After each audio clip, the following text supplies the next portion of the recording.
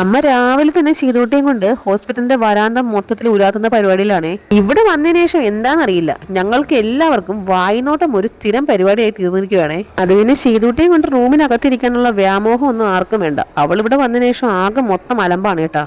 അത് പിന്നെ വീട്ടിൽ അങ്ങോട്ടും ഇങ്ങോട്ടും ഓടിച്ചാടി നടന്ന പിള്ളേരല്ലേ, ഇവിടെ വന്ന് ഒരു റൂമിനകത്ത് അടച്ചിട്ടുന്ന പോലെ ആയി പോയില്ലേ. ഓണ സമയം ആയതുകൊണ്ട് തന്നെ പുറത്ത് വന്നിരുന്ന ആളും ബഹളമൊക്കെ നോക്കിയിരിക്കാൻ ഭയങ്കര സൂപ്പറാണ് കേട്ടോ. ഇനി കുളിക്കാതെ പൊട്ടും തൊട്ട് ഒരുങ്ങിയത് എങ്ങോട്ടാണെന്നാണെങ്കിൽ സ്ഥിരം കലാപരിപാടിയാണ് ഫുഡ് മേടിക്കല്.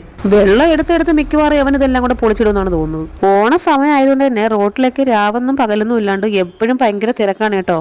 ഇപ്പൊ ഒരാഴ്ച കൊണ്ട് അങ്ങോട്ടും ഇങ്ങോട്ടും തേരാപ്പാര നടന്നു കിടന്ന് ഇവിടെ റോട്ടിലുള്ളവർക്കും കടകളിലുള്ളവർക്കും എല്ലാം ഞങ്ങളെ ഭയങ്കര പരിചയമാണ് കേട്ടോ. പിന്നെ ഇവിടെ വന്നതിന് ശേഷം നമ്മുടെ വീഡിയോ കണ്ട് സപ്പോർട്ട് ചെയ്യുന്ന ഒരുപാട് ആൾക്കാരെ കാണാൻ പറ്റി. അത് ഭയങ്കര സന്തോഷമുണ്ട്. അവർ ഓടി വന്ന് നമ്മളോട് സംസാരിക്കാറുണ്ട്. ഈ ചേച്ചി നമ്മുടെ വീഡിയോ കാണുന്ന ചേച്ചി എന്നല്ല കേട്ടോ, ഇവിടുത്തെ ഹോസ്പിറ്റലിൽ വർക്ക് ചെയ്യുന്നൊരു ചേച്ചിയാണ്. ഒരു പാവം ചേച്ചി കേട്ടോ.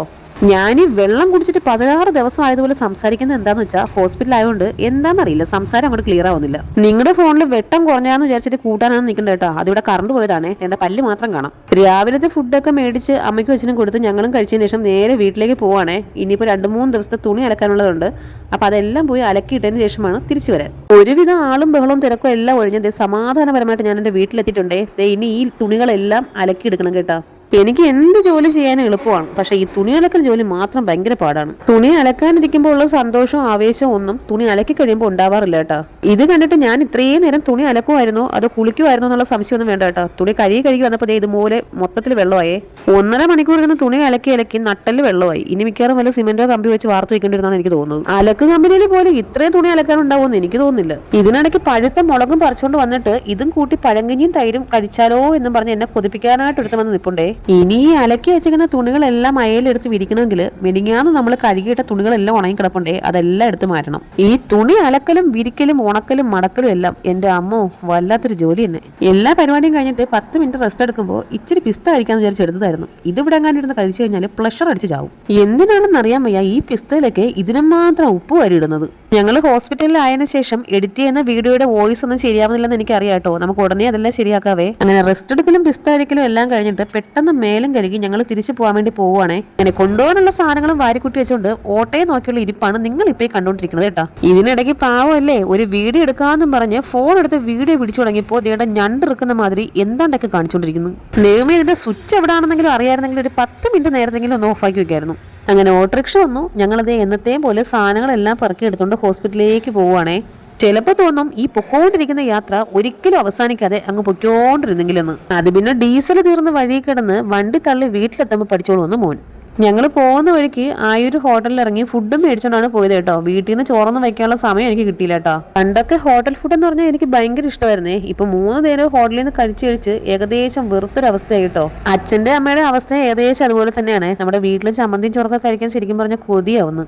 ഞങ്ങൾ ഹോസ്പിറ്റലിൽ ഒരു 5 ദിവസം കിടന്നപ്പോൾ അവസ്ഥ ഇതാണ്. അപ്പൊ മാസങ്ങളോളം ഹോസ്പിറ്റലിൽ കിടക്കുന്നവരൊക്കെ സമ്മതിക്കണമല്ലേ. റൂമിലിരുന്ന് മുഷിഞ്ഞപ്പോ ഞാനും അമ്മയും മോനും ചെയ്തുകൂട്ടിയും കൂടെ വെറുതെ ഒന്ന് പുറത്തു പോകാന്ന് വിചാരിച്ചേ. അങ്ങനെ റോഡും ആളും തിരക്കും എല്ലാം കണ്ടിട്ട് തിരിച്ച് ഹോസ്പിറ്റലിലേക്ക് വരുന്ന വഴിക്ക് ചായ കുടിക്കാൻ വേണ്ടി കയറിയായിരുന്നേ. ശീതൂട്ടി എന്റെ മോള് തന്നെയാണെന്ന് ഓരോ ദിവസം കഴിയുന്തോറും തെളിയിച്ചുകൊണ്ടിരിക്കുകയാണ്. ഇപ്പൊ 24 മണിക്കൂറും ചായ ചായ ചായ എന്നൊരു പാട്ട് മാത്രമേ ഉള്ളൂ. ഇത് നമ്മുടെ ഒരു കുട്ടി സബ്സ്ക്രൈബർ ആണേ, പേര് കൈലാസ് നാഥ്. നമ്മളെ കണ്ടപ്പോ ഓടി വന്നേട്ടോ.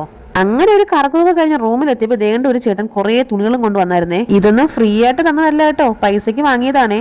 ഈ ഷർട്ടും ഈ 2 മുണ്ടും ഞാൻ കണ്ണന് വേണ്ടി മേടിച്ചതാണ് കേട്ടോ. എല്ലാ വർഷവും ഓണത്തിന് മുടങ്ങാതെ ഞാൻ കണ്ണന് മേടിച്ചു കൊടുക്കാറുണ്ട്. അതിന് എത്ര ബുദ്ധിമുട്ടായാലും വാങ്ങിക്കാറുണ്ട്. ദേണ്ടിരിക്കുന്ന ഈ 2 എണ്ണം അച്ഛന് മേടിച്ചതാണ്. അച്ഛന് പിന്നെ ഷർട്ട് വേണ്ടാന്ന് പറഞ്ഞുകൊണ്ട് ഷർട്ട് മേടിച്ചില്ല. ഈ നൈറ്റ് കണ്ടപ്പോൾ തന്നെ എനിക്ക് ഭയങ്കരമായിട്ട് ഇഷ്ടപ്പെട്ടെ. അതുകൊണ്ട് ഈ ഒരെണ്ണം ഞാൻ നൈസ് ആയിട്ട് എടുത്തിട്ടുണ്ടേ.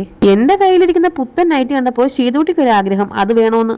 പിന്നെ അതും കൊണ്ട് ഒറ്റ ഓട്ടം ഓടിയിട്ടുണ്ട്. പോകുന്ന വഴിക്ക് ഒരു വീടൊക്കെ വീണിട്ടുണ്ട്. പിള്ളേർ 2 പേരും ദോശ കഴിച്ച് ഏകദേശം മടുത്തൊരവസ്ഥയായിരുന്നു. അതുകൊണ്ട് പിന്നെ ഇന്ന് ഫ്രൈഡ് റൈസ് മേടിച്ചു കൊടുക്കാന്ന് വിചാരിച്ചു കേട്ടോ. ഹോസ്പിറ്റലിൽ അഡ്മിറ്റ് ആയതിനു ശേഷം പ്രത്യേകിച്ച് കലാപരിപാടികളൊന്നും ഇല്ലാത്തതുകൊണ്ട് മെയിൻ പരിപാടി ദേണ്ട ഇപ്പൊ നടന്നുകൊണ്ടിരിക്കുന്നതാണ് ഫുഡ് അടിക്കല്. ഇനി അച്ഛൻ ഹോസ്പിറ്റലിൽ കിടന്നപ്പോൾ കണ്ണൻ വന്നില്ലേ ചേച്ചിന്ന് ചോദിക്കുന്നവരോട് കണ്ണൻ ഇടയ്ക്ക് 2 ദിവസം വന്നായിരുന്നു കേട്ടോ. പക്ഷെ വന്നതൊക്കെ രാത്രിയിലായിരുന്നുകൊണ്ട് വീഡിയോ എടുക്കാൻ പറ്റിയില്ല. വീട്ടിൽ വെച്ചിട്ട് കറക്റ്റ് 8 മണിക്ക് ഉറങ്ങിക്കൊണ്ടിരുന്ന ശീതൂട്ടി ഹോസ്പിറ്റലിൽ വന്നതിന് ശേഷം 12 മണിയായാലും ഉറങ്ങൂല. അതിന്റെ കൂടെ നമ്മളെ നന്നായിട്ട് ഉപദ്രവിക്കുകയും ചെയ്യും കേട്ടോ. ശീതൂട്ടിയുടെ അടികൾ അറിഞ്ചും പുറഞ്ചും ഏറ്റുവാങ്ങിയ അവശനിലയായ എനിക്ക് കുടിക്കാനായിട്ട് മോൻ പോയി ഒരു ഗ്ലാസ് തണുത്ത വെള്ളം എടുത്തുകൊണ്ട് വന്നിട്ടുണ്ടേ. ശീതൂട്ടിയുടെ അടി കിട്ടിയപ്പോൾ മുഖത്തിന്റെ ഷേപ്പ് മാത്രമേ മാറിയിട്ടുണ്ടായിരുന്നുള്ളൂ. ഇപ്പൊ തണുത്ത വെള്ളം കുടിച്ചപ്പോൾ ആകെ മൊത്തം പല്ലുണ്ടായിരുന്നത് മൊത്തം ഇപ്പൊ തറയിൽ ഇളകിപ്പോയേനെ. അതുപോലെ തണുപ്പായിരുന്നു കേട്ടോ. അപ്പൊ നമ്മുടെ ചാനൽ എല്ലാവരും സബ്സ്ക്രൈബ് ചെയ്ത് സഹായിക്കണേ. അടുത്തൊരു വീഡിയോയിൽ കാണുന്നവരെ എല്ലാവർക്കും ടാറ്റാ.